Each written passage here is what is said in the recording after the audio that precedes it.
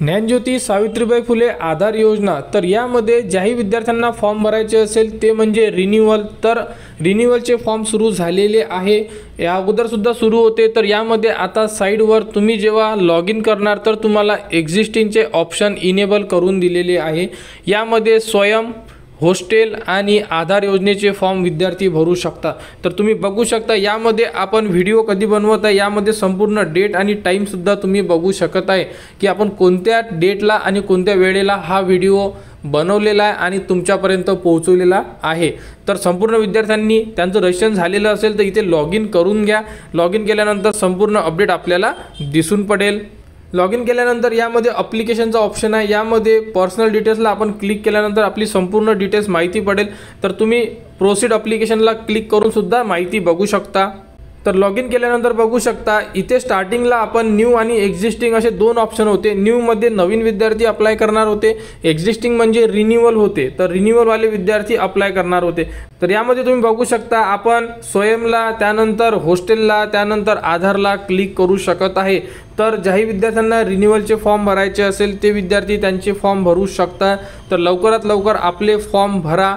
ज्याही विद्यार्थ्यांना फॉर्म भरायचे नवीन GR आलेला आहे, GR या व्हिडिओच्या डिस्क्रिप्शनमध्ये त्याबद्दलची संपूर्ण माहिती तो व्हिडिओ दिलेला आहे, तो व्हिडिओ बघा आणि आपल्या ऑफिसला व्हिजिट करा, त्यांच्याकडून माहिती घ्या की त्यामध्ये second year, third year, final इयरचा उल्लेख करण्यात आलेला आहे। तर आम्ही स्वयं योजना किंवा ज्ञानज्योती सावित्रीबाई फुले आधार योजनेसाठी फॉर्म भरू शकतो का, आमचे फॉर्म अप्रूव्ह होतील का, याबद्दलची माहिती आपल्या ऑफिसमधून घ्या। सायंकाळपर्यंत तुम्हाला 8 वाजेपर्यंत आपल्या चॅनलवर व्हिडिओसुद्धा देण्यात येणार आहे की रिन्यूअल विद्यार्थी फॉर्म कसा भरणार, तो व्हिडिओ बघा आणि आपले फॉर्म भरा। तुम्हालासुद्धा यासाठी स्कॉलरशिप मिळू शकते। आणि ज्याही विद्यार्थ्यांचे फॉर्म म्हणजे ज्यांनी मागच्या वर्षी फॉर्म भरलेले आहे त्यांचे रिन्यूअलचे फॉर्म बाकी असेल ते विद्यार्थीसुद्धा त्यांचा फॉर्म भरू शकत आहे।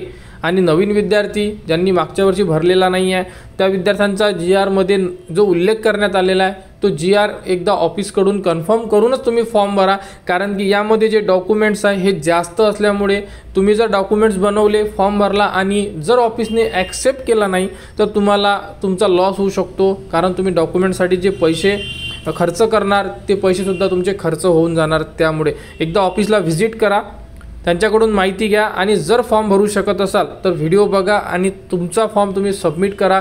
तुम्हालासुद्धा यामध्ये 60,000 रुपयापर्यंत स्कॉलरशिप मिळू शकते। तर ज्ञानज्योती सावित्रीबाई फुले आधार योजना, त्यानंतर पंडित दीनदयाल उपाध्याय स्वयं योजना आणि वसतिगृह योजना, तर रिन्यूअल फॉर्म सुरू आहे।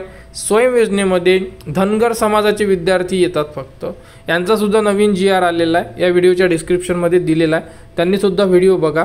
जे विद्यार्थी धनगर समाजामध्ये मोडतात त्यांनी आणि आपले फॉर्म सबमिट करा। कोणाला कुठेही अडचण असेल तुम्ही कमेंट्स करा।